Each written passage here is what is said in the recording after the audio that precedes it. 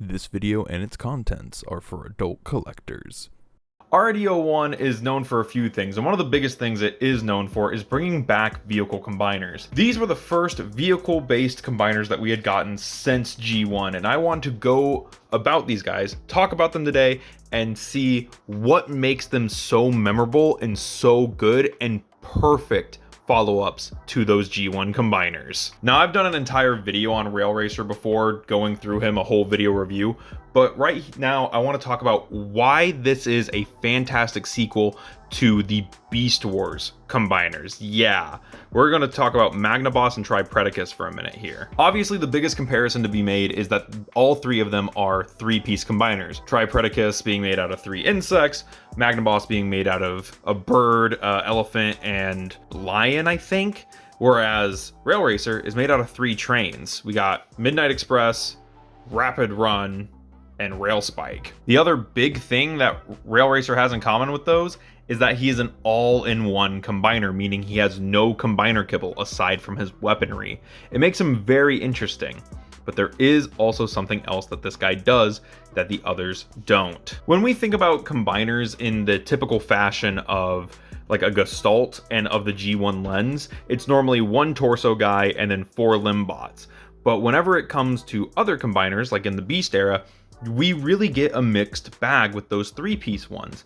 And a lot of the times it ends up feeling unfair to one member. One member is pulling all the weight, whereas the other 2 feel a little tacked on or just form like the arms or the head. Rail Racer solves that issue. He has a great deal of balance, sort of. Now, obviously, Rail Spike and Midnight Express here are pulling the most weight. Rapid Run, however, is out here forming up a pretty slick little jetpack that is accurate to the show. And he does add that little bit of height. Each character adds a totem to the totem pole that is Rail Racer, and that torso is made up of all 3. Midnight Express is down here forming the legs and the side skirts. Rapid Run forms the center core chunk of Rail Racer, and Rail Spike is the arms and head and upper chest. It comes together and makes an extremely fun toy where no figure is really compromised for the sake of the combiner. All of them pull their weight in different ways and do different things to accomplish a fantastic looking figure. Rail Racer may not be a G1 combiner. He's not even like a G1 original character. But if I had to pick between Raiden or Rail Racer, I'm going Rail Racer all day. This is an absolutely fantastic transformer. This is an absolutely fantastic toy, an absolutely fantastic character. And I think this is a perfect sequel to those Beast Wars combiners and takes everything that was good about them and gets rid of everything that was bad to give us one just absolutely perfect 3-piece combiner. Now we got to talk about Build King or Landfill here, because this guy has some different things about him. First of all, he's a 4-piece combiner, which is very, very uncommon in Transformers. I think he might be the only one. But the other thing is that he's construction vehicles. He's very, very similar to Devastator, to the point where he's gotten Devastator repaints.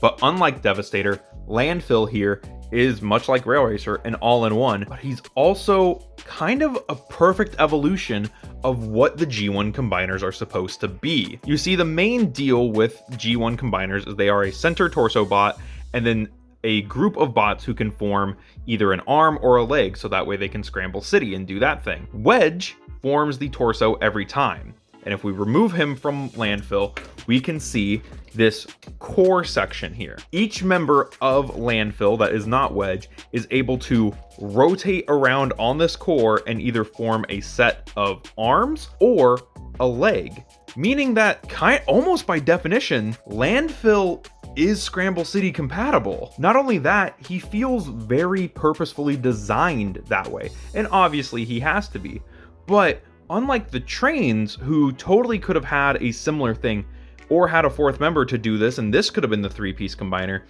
it feels like Hasbro or Takara knew that the construction vehicles were the way to go. This is a very classic G1 thing. Construction vehicles that turn into a Gestalt. And it's no surprise that almost every vehicle on here is one that shares it with Devastator. Like I said, he's an all-in-one combiner too. I think what this is them trying to perfect the way that Scramble City functions, the way that Scramble City works. because the only parts that parts form on Landfill are the weapon accessories. And that's perfectly fine because they do something for the combined mode. They do something in the robot mode. You can actually leave this piece on the entire transformation. You can, okay, you can't leave the hook on, but you can leave the other parts on for transformation, and it all works out. Like, it all coalesces. There's very little actual parts forming on them, even though they do the combination thing. I think had a different design language been used for the Unicron trilogy, or maybe even if RD01, Car Robots, whatever, was more popular, we would have seen a return to this style, because none of these guys feel really like limited by the combination. None of them feel hindered. Much like Rail Racer, this is a fine combiner. Each bot is individually good on their own, especially Wedge and the legs. Grimlock is really the only one who's ropey. You could technically swap it out for another copy of these guys and be fine. Even the design language, or like the combination form of Landfill here, calls back to G1, with the legs just being trucks with feet, the torso being basically a vehicle but also having a piece of armor that has to attach to it. It's very, very G1 inspired. You can see it if you look for it. It just has been passed through a late 90s filter. Also, it's really no surprise that this and Rail Racer were both at G1 combiner scale. I don't think that's a real surprise. I think they're intentionally designed that way because they're supposed to elevate what was good about those G1 combiners and sort of, in a weird way, fit in with them. Possibly just because Ruination exists, but who knows? Kind of bringing it back down to a close here, I really think that these guys have more G1 cues to them than a lot of G1 redos we get now. I think a lot of the Combiner War stuff missed the point of Scramble City. I think that combiners in general, like even if you look at the Energon stuff, that was trying something different, something cool and unique, much like these guys are. But what these guys really do well is remix the two combiner formulas that we had seen prior to their creation, with Rail Racer really taking heavy inspiration from the Beast Wars 3-piece combiners, and Landfill clearly taking inspiration from the G1 Scramble City style combiners.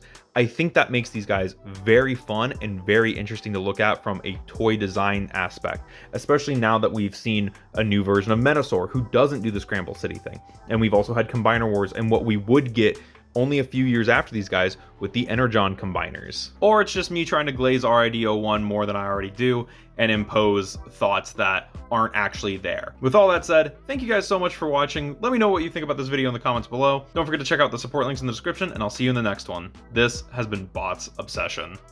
I'd also like to give a shout out to my Patreon supporters, Luke Thompson, Grim Lockdown, Proton Collectibles, Max Devonshire, and Beyblade Sandwich. Thank you for supporting the channel.